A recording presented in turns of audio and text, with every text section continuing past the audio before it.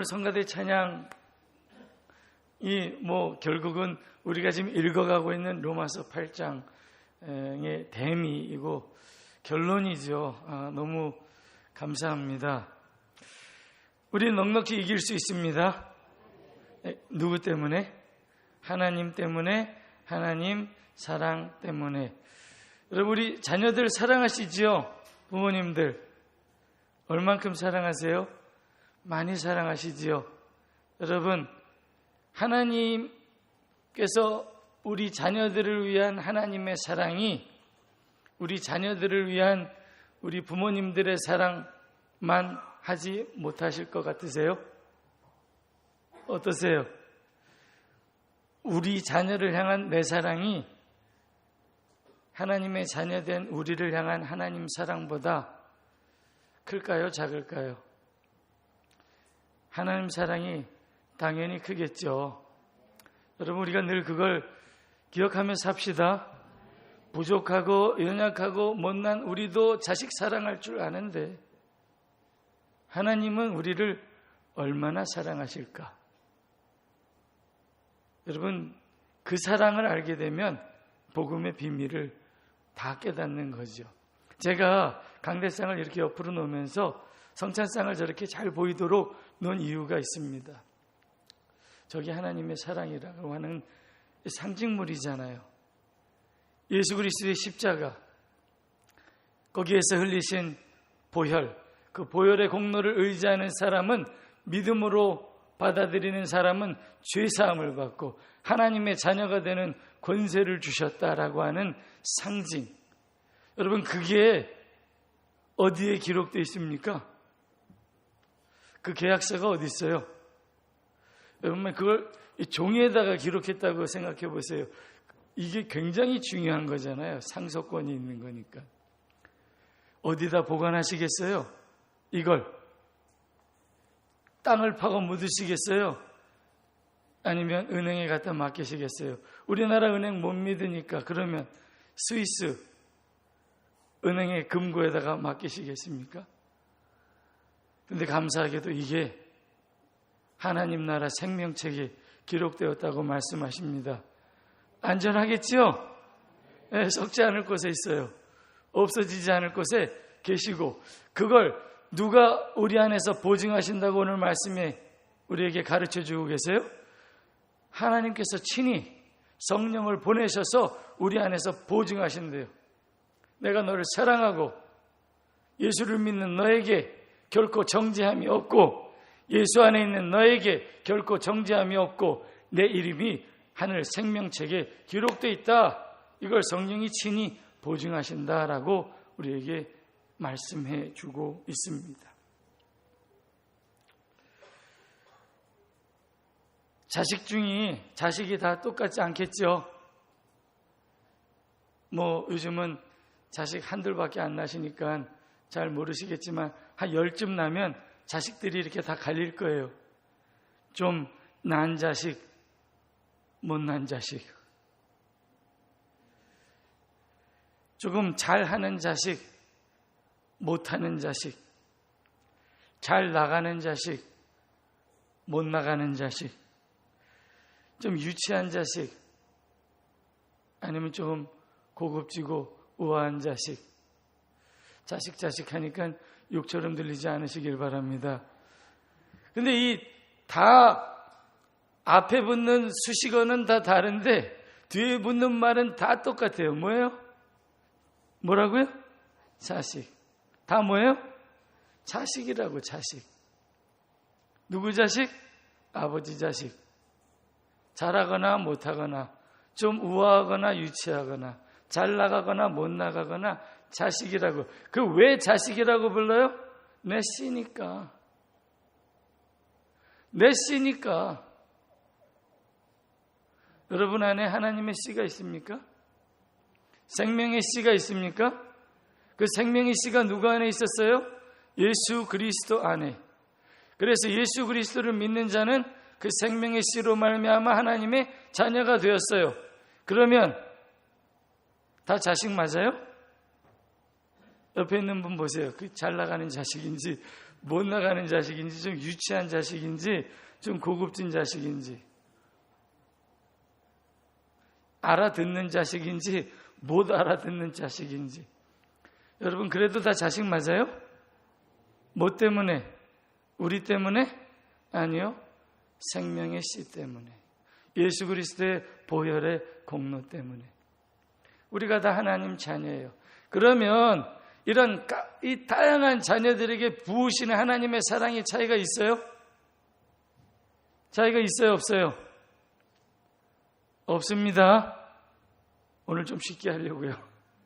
그래도 어려워지겠지만 뭐 저는 쉽게 한다 그러는데 항상 어렵다 그러니까. 차이 없어요.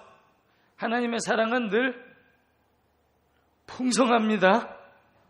좀 잘난 자식에게 주시는 사랑도 풍성하고 못난 자식에게 주시는 사랑도 풍성해요. 만약에 하나님의 사랑이 요만큼이라고 하면 이걸 나눠줘야 되니까, 그렇죠? 이걸 나눠줘야 되니까 누굴 좀 더 가져가고 누굴 좀 덜 가져가고 이럴 수는 있어요. 우리 인간의 부모는 그러니까 제한적이잖아요. 하나님의 사랑은 무한해요. 무한한 건 나눠도 무한해요. 수학 시간에 굳이 안 배워도 알아요. 그렇죠? 무한한 건 쪼개고 나눠도 무한해요.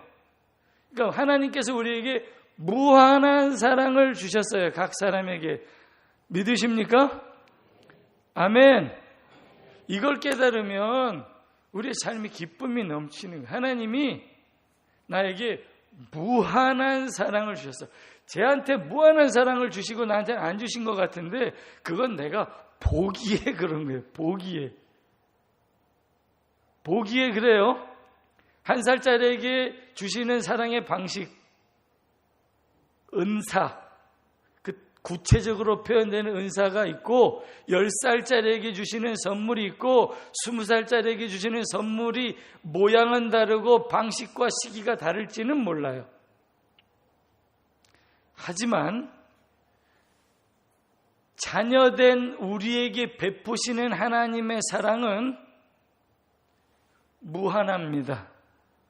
아멘이십니까? 우리가 어떻게 해도 무한해요. 그런데 그 무한한 사랑을 베푸시는 하나님께서 우리 각 사람에게 가지시는 기대가 있다고요. 기대. 그 기대에 좀 부응하느냐, 부응하지 못하느냐. 근데 그 기대치도 연륜에 따라 다 다르지요. 사람마다 다 기대치가 다를 거예요. 오늘 성령께서 여러분의 마음속에, 성령께서 여러분의 영에 그 기대치를 알게 하실 거예요. 각 사람에게. 그러면 그 기대치에 부응하는 게 좋아요? 안 하는 게 좋아요? 부응하는 게 좋죠. 근데 혹 부응하지 못했어요. 그래도 자식이에요. 여러분, 하나님의 기대가 우리의 삶에 부담이 되지 않게 되기를, 하나님을 싫어하는 부담이 되지 않기를 축원합니다. 사실 우리가 지금 계속 이야기하는 건 구원받은 내 안에서 일어나는 이 갈등에 대해서 이야기하고 있어요. 이 갈등이 왜 일어나는가? 영적인 하나님의 기대치 때문에 일어난다. 하나님께서 이건 네가 좀 이제 했으면 좋겠어. 이거는 이제 네가 좀 안 했으면 좋겠어라고 하는 영적인 기대치를 말씀을 통하여서, 성령의 감동을 통하여서 우리 각 사람에게 부으셔요. 수준이 다 다르죠. 부으세요. 그런데 내가 그걸 하라고 하신 걸 하지 못하고 있어. 하지 말라고 하신 걸 여전히 하고 있어. 이것 때문에 지금 갈등하는 것에 대해서 이야기하고 있어요. 그런데 갈등하는 것 때문에 우리를 향한 하나님의 사랑이 취소되겠느냐?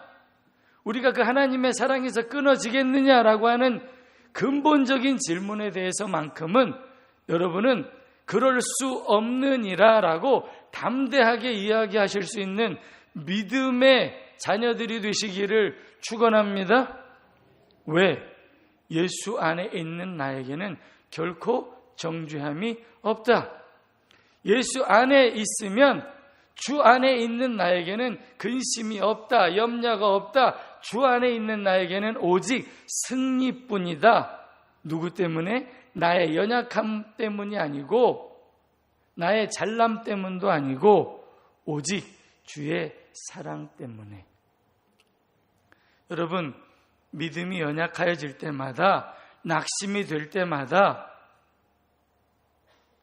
십자가를 더욱 바라보시기를 축원합니다.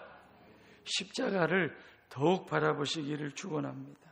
오늘 12절의 말씀, 오늘 성경 말씀을 조금 살펴보겠습니다. 그러므로 형제들아 우리가 빚진 자로 돼, 이렇게 말합니다. 여기 처음에는 형제들아라고 불러요. 형제들아, 바울이 형제들아 너희가, 이렇게 이야기하는 거예요. 그런데 곧 말을 바꿉니다. 누가 빚졌대요? 우리가 빚진 자로 돼. 너희들 뿐만 아니라 나도 그렇다라고 이야기하는 거예요. 나도. 내 몸 안에도 성령이 지배하는 영역이 있고, 여전히 육신이 지배하는 영역이 공존하고 있다. 그래서 고민하고 갈등하며 분투하고 있다. 나도 그렇다. 종말론적으로 이미 구원을 얻었으나 아직 다 이루지 못하였다라고 하는, 거기에 나 바울도 포함되어 있다라고 지금 강조하는 거예요. 이 말은, 우리가라는 말은 12절에서만 나오는 게 아니라 보시면 15절, 16절, 17절에서 계속 나도 그렇다라고 하는 그런 뜻으로 우리라는 표현을 씁니다. 여러분, 이런 하나님의 기대치 때문에 그걸 다 이루지 못하는 갈등이 있다면 그게 거룩한 부담감이겠죠. 좋은 겁니다. 유익한 겁니다. 바울이 가졌던 거룩한 부담감이 크겠습니까? 우리가 갖고 있는 거룩한 부담감이 크겠습니까? 한번 생각해 보세요. 10살짜리 아이가 부모님한테 받는 기대 때문에 고민하는 그 고민이 크겠어요? 25살짜리, 30살짜리가 갖는 고민이 크겠어요? 여러분, 바울은 하나님을 알아도 우리보다 더 알지 않았겠어요? 그 깊이와 넓이를. 사실 그래서 바울은 자기 자신이 점점 하나님 앞에서 보잘것없고 연약한 존재라고 하는 걸 고백했다. 성경이 그걸 여러 가지 방법으로 표현해 있어요. 처음에 하나님을 믿을 때 내가 엄청 컸어요. 엄청 컸어요. 믿음도 내가 잘나서 믿은 것 같고, 헌신도 내가 잘나서 한 것 같고, 다 그래요. 내가 컸어요. 근데 하나님을 알면 할수록 내가 점점 어떻게 돼요?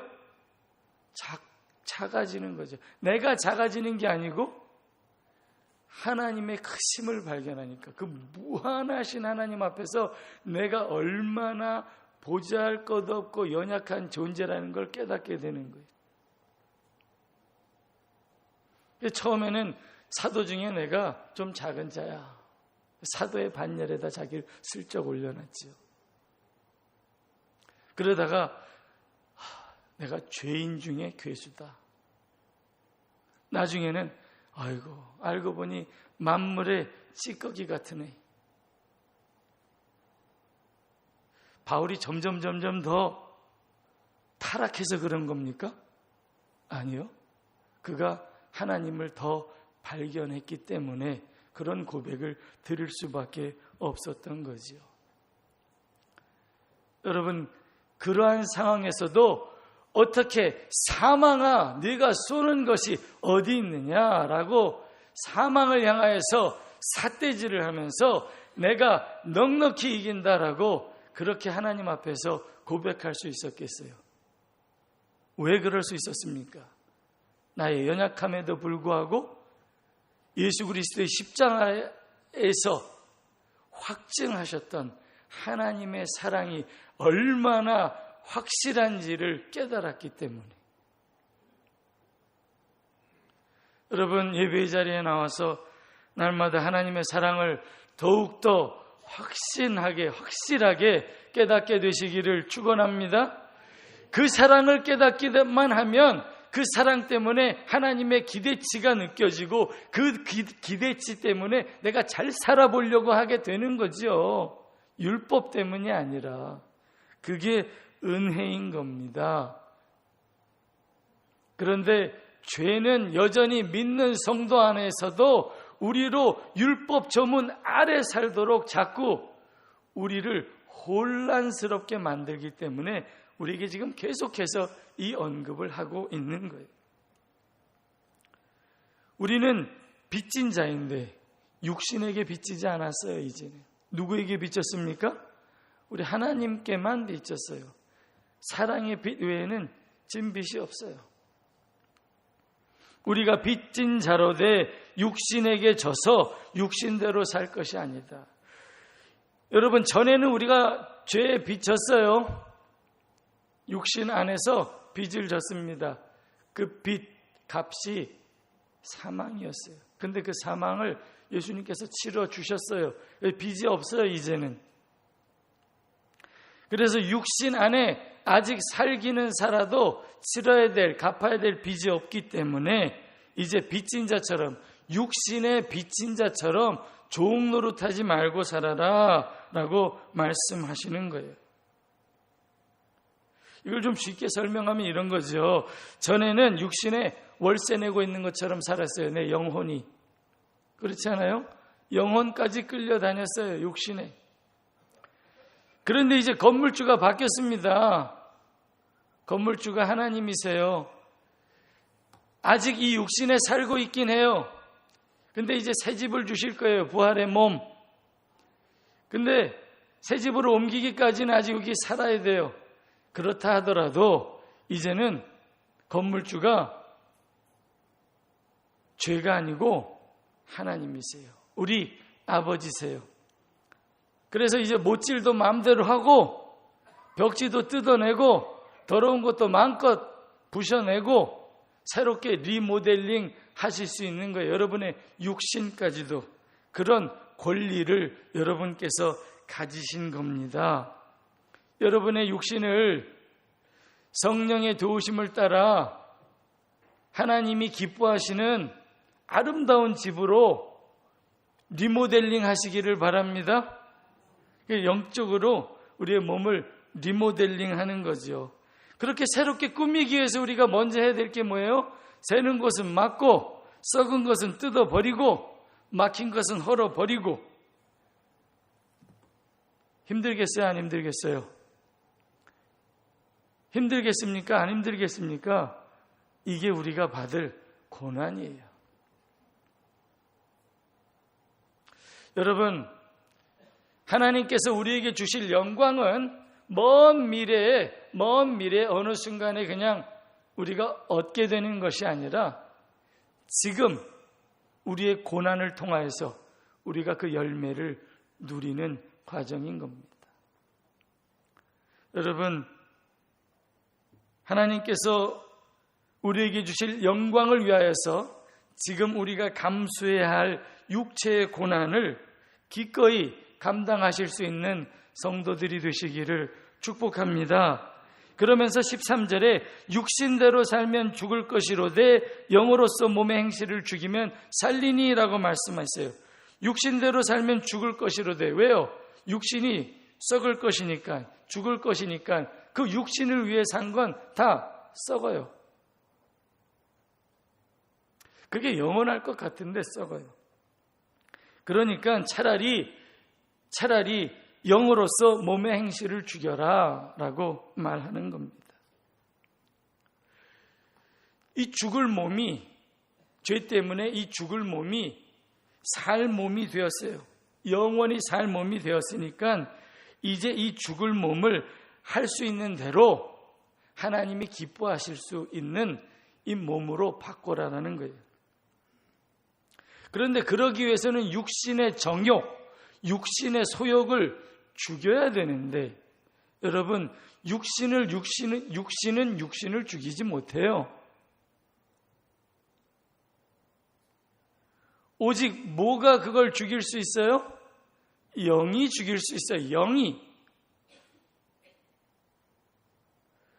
육신은 참 무서운 거예요. 이게 아무것도 아닌 것 같은데 이게 내 마음을 움직이고요. 결국은 영도 움직입니다.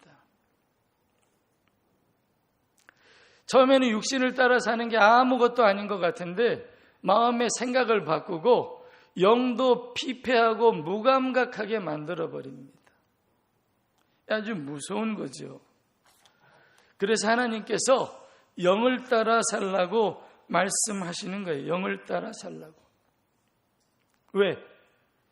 내 마음을 지금 영이 움직여야 돼요. 육신이 움직이지 못하게 하라는 거예요. 지금 내 마음 안에서 어떤 영적인 싸움이 일어났어요.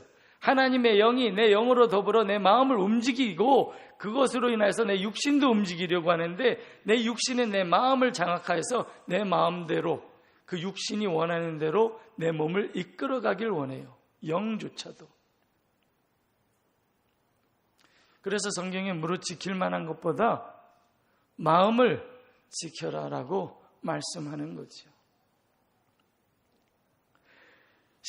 14절에 보면 무릇 하나님의 영으로 인도함을 받는 사람은 곧 하나님의 아들이라 라고 말합니다. 자, 이걸 거꾸로 하면 어떻게 돼요? 하나님의 아들은 곧 하나님의 영의 인도함을 받는 사람이다 라고 말합니다. 여러분 하나님의 자녀이십니까? 여러분은 하나님의 영이 거하심을 믿으십니까? 하나님의 영이 여러분 안에 거하세요? 믿으십니까? 그건 분명한 사실이에요. 하나님의 자녀들은 하나님의 영으로 인도함을 받으세요. 그 하나님의 영이 하나님의 뜻대로 우리의 마음의 생각을 움직이시고 우리의 몸을 주장하도록 요구하시는 거예요. 그래서 나쁜 행실, 우리 몸으로 육신이 하는 나쁜 행실을 버리게 하시고 하나님이 기뻐하시는 선한 행실을 하도록 도전하시는 거죠. 여러분 그렇게 살기를 원하십니까? 하나님이 기뻐하시는 선한 행실이 여러분의 삶에 많이 있기를 원하십니까? 그러면 기도하시기를 바랍니다. 먼저 기도해야 돼요. 왜? 영의 인도함을 받지 않으면 할 수 없어요. 이 육신 안에서는 이런 선한 것이 나오지 않아요. 할 수 있을 것 같지만 여러분 손을 한번 꼬집어 보세요. 얼만큼 세게 꼬집으실 수 있으세요? 살점이 떨어져 나가게 하실 수 있으세요?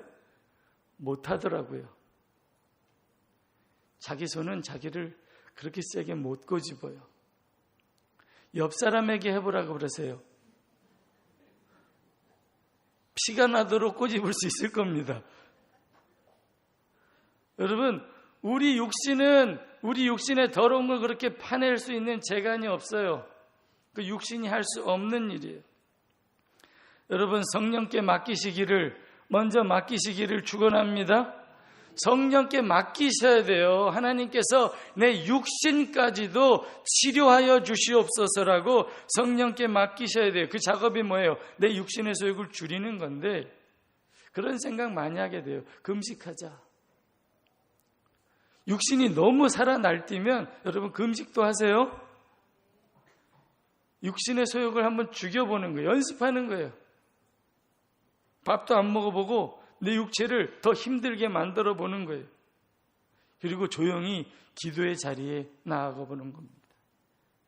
고요에 앉아 잠잠히 묵상하는 거예요.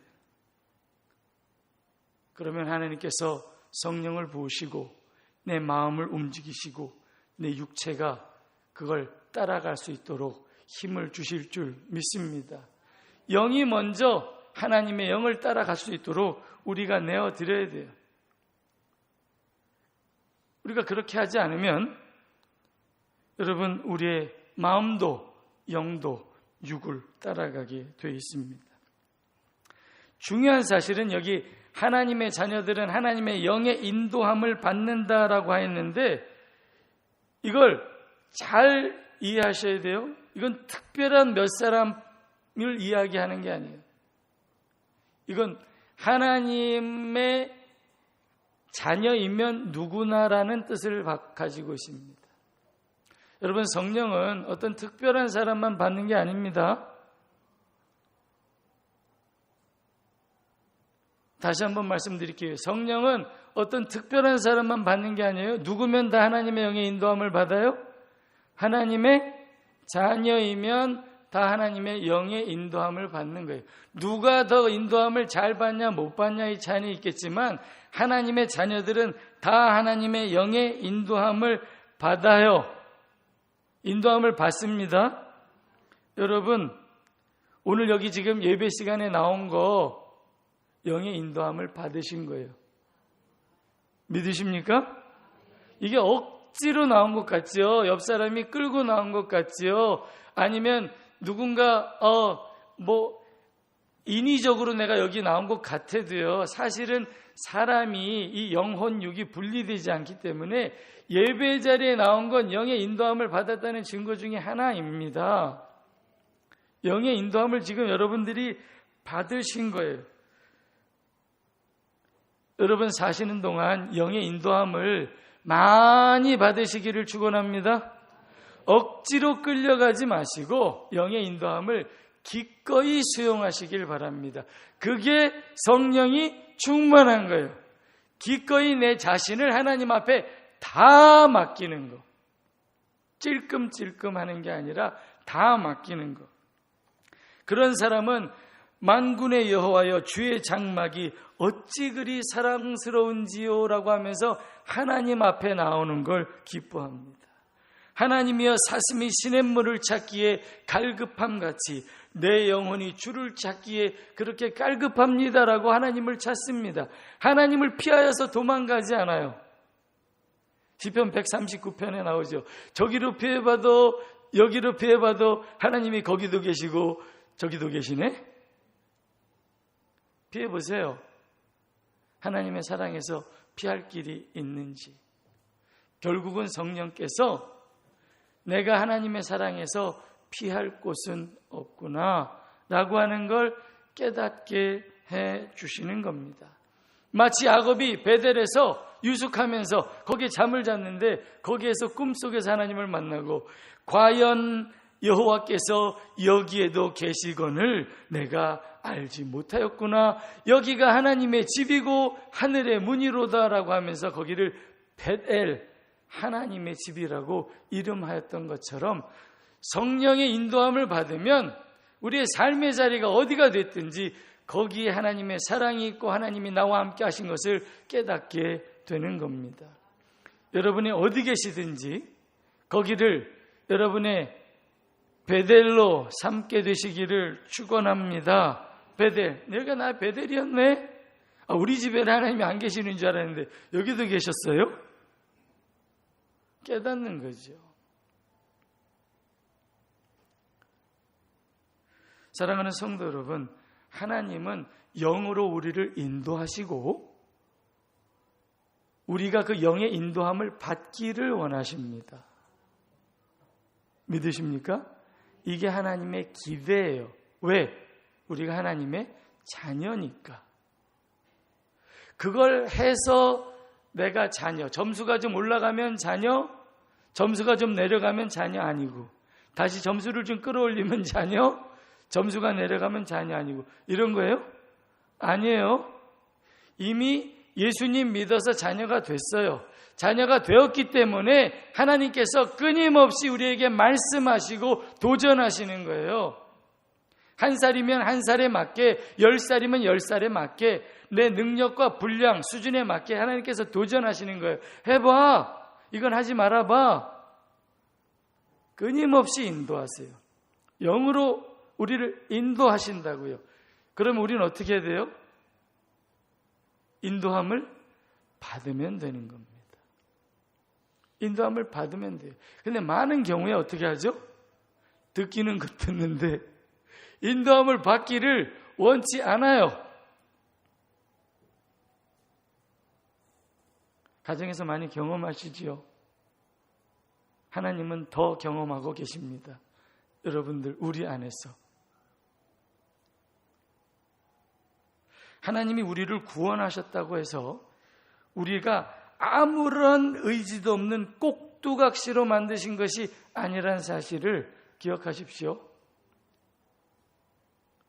꼭두각시가 더 편하지 않겠어요? 근데 하나님은 우리를 꼭두각시로 만드신 것이 아니라 자녀로 만드셨대요. 그냥 노예처럼 여기에다 밧줄을 꽁꽁꽁꽁 묶어서 그냥 무조건 끌고 가시는 것이 아니라 그런 종의 영을 우리에게 주신 것이 아니라 무슨 영을 주셨어요? 아들의 영을 주셨다고요. 아들, 자녀. 그래서 우리가 하나님을 뭐라고 불러요? 아빠, 아버지라고 부르는 거예요. 한번 불러보시겠어요? 아버님. 우리가 이 나이에 아빠 그럴 수는 없고요. 20살 넘은 제 아들이 저한테 아빠 그래도 좀 섬찟한데. 전봉 장로님 하나님 앞에 가서 아빠 그런 좀 그렇잖아요.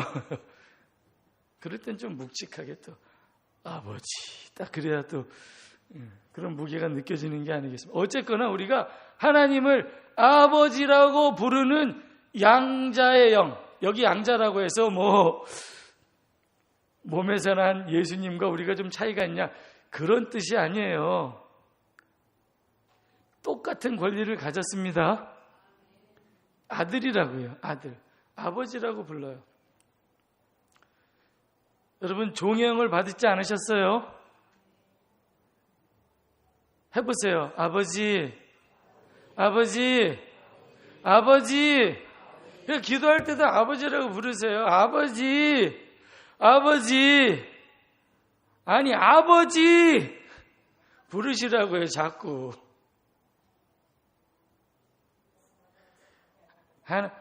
하나님 계세요?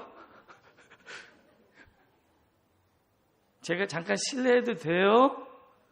잠깐 들어가도 되겠어요? 여호와님. 이러시는 관계가 아니라고요. 지금은 하나님을 누구라고 불러요? 아빠, 아버지. 아빠, 아버지라고 부르라고 하나님께서 말씀하셨어요. 그리고 하나님과 교제하면서 내가 아버지의 뜻을 따라 살면 좋겠구나라고 우리에게 지금 말씀하시는 거예요. 종처럼 꼭두각시처럼 그냥 하라는 대로 무조건 해가 아니라 네가 아버지의 뜻을 발견하고 네가 이 아버지를 기쁘게 하는 아들이 되면 좋겠구나, 딸이 되면 좋겠구나. 그래서 이제는 네가 죄로부터 자유한 영혼 안에서 하나님의 은혜 안에서 나를 기쁘게 하면 좋겠구나. 지금 하나님께서 우리에게 요구하시는 거예요. 요구, 기대. 탐심과 교만으로 이기적인 사랑만 배불리던 욕구에서 벗어나서 이제는 겸손과 나눔으로 이타적으로 이웃을 사랑하고 형제 자매를 사랑하는 삶을 한번 실천해봐라 라고 하나님께서 지금 말씀하고 계시는 겁니다. 성령의 능력 안에서 몸에 나쁜 타락한 탐심으로 가득한 행실을 죽이려는 도덕적 책임의식을 가지고 살라고 말씀하는 거예요. 이게 하나님의 요구입니다. 제가 우리 청년부에게 이번 주 단톡방에 이런 걸 올렸어요. 피할 수 없으면 즐기라는 말이 있지. 그게 하나님의 사랑이다. 이렇게 말했어요. 여러분, 하나님의 사랑 피할 수 없습니다. 차라리 즐기시기를 바랍니다. 피해서 도망다니지 마세요. 피곤할 뿐입니다. 그냥 하나님께 가까이 나오시는 게 좋습니다. 하나님께서 말씀하시면 들으시고 전화하면 받으세요. 혹시 또 이렇게 수신 제한 목록에다 올려놓지 마시고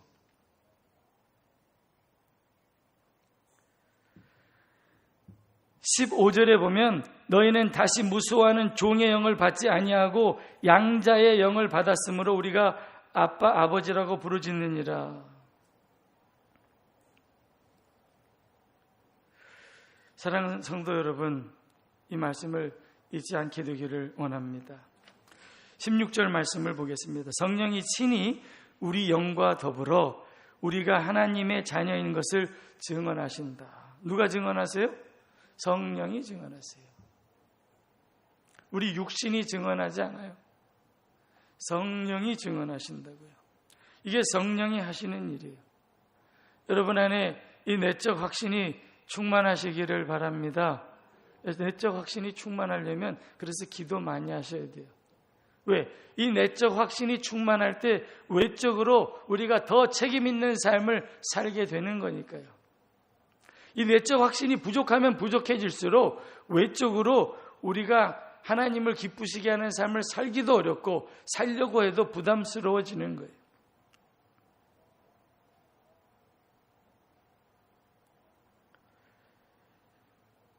(17절에) 보면 자녀이면 또한 상속자 곧 하나님의 상속자요 그리스도와 함께한 상속자니 우리가 그와 함께 영광을 받기 위하여 고난도 함께 받아야 하리라 라고 말씀합니다. 여기서 상속자로서 고난의 개념을 이해하는 것이 참 중요해요. 상속자로서 하나님 아버지의 무한한 자원을 누리긴 하되 아직 다 상속받지 못한, 우리가 계속 이야기하는 이미 그러나 아직 그러나 반드시의 구조에서 이야기하는 겁니다. 사랑하는 성도 여러분, 우리가 상속자인 것을 기억합시다. 여러분, 이 교회는 누구 겁니까? 아버지 거. 아버지 거니까 누구 거요? 목사님 거. 제발 그렇게 생각하지 좀 말아주세요. 옆에 있는 분에게 얘기하세요. 네 거야, 네 거. 얘기해 주세요.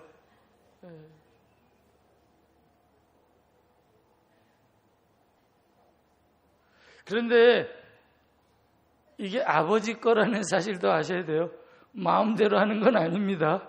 아버지 거니까 그게 또 내 거. 그러니까 소중하게 여기자. 우리가 이렇게 이야기하는 거죠. 여러분, 먼저 믿은 성도들뿐만 아니라 이제 새롭게 믿고 구원받은 모든 성도들이 하나님 안에서 다 똑같은 자녀입니다. 그런데 먼저 믿은 사람에게는 먼저 믿은 사람의 책임이 있고요. 이제 막 믿은 사람은 이제 막 믿은 사람으로서의 책임이 있어요. 우리가 이 교회 안에서 그 책임을 각자의 믿음의 분량에 따라 다 감당할 수 있는 성령이 충만한 성도들이 되시기를 바랍니다. 결론적으로 우리가 꼭 기억할 것이 있습니다. 어떤 육체도 이것을 이루지 못합니다. 내가 할 수 있다 생각하면 바로 실패해요. 그러니까 이걸 이루기 위해서 뭐부터 해야 돼요? 뭐부터 해야 합니까? 기도부터 해야 합니다. 기도부터 합시다. 기도부터 합시다. 새벽 예배 숫자는 늘지 않아도 여러분의 기도의 자리와 시간은 늘고 있는 건 맞죠? 늘고 있는 거 맞죠? 그러길 바랍니다. 새벽 예배 숫자는 안 늘고 있어요. 하지만 여러분의 말씀의 시간과 기도의 시간은 늘고 있다고 믿고 싶습니다. 혹시 혼자서 안 되시는 분들이요, 오세요. 수요일도 나오시고 새벽 예배에도 나오시고 금요일도 오시고 같이 하면 또 좋잖아요. 이런 하나님의 거룩한 영광을 우리의 삶 가운데서 지금 누리기 위해서 우리가 제일 먼저 할 일이 뭐라고요? 기도하는 일. 근데 기도하자. 그 기도하면 하나님께서 성령을 충만하게 하시고 그 성령이 우리의 마음을 주장하게 하셔서 우리의 육신을 우리의 사용하셔서 하나님의 의의 병기가 되게 하시니까 그게 순서예요. 절차. 그래서 십계명도 뭐부터 주셨어요? 하나님 사랑 먼저 주셨어요. 이웃 사랑 먼저 주신 게 아니고. 이웃 사랑 우리 힘으로 하려고 하면 안 돼요. 하나님 사랑을 우리가 먼저 온전히 경험할 때 이웃 사랑도 이루어지는 겁니다. 몸의 행실을 죽이고 선한 행실을 사는 것은 나와 우리 이웃을 위하여 모두 유익한 일입니다. 어떠한 고난과 희생을 감수하고서라도 바라야 하는 하나님의 거룩한 명령인 것입니다. 사랑하는 성도 여러분, 최후 승리를 얻기까지 여러분 포기하지 말고 끝까지 싸우시기를 축원합니다. 그 믿음 안에서 싸우는 우리에게 이미 승리는 내 것입니다. 기도드리겠습니다.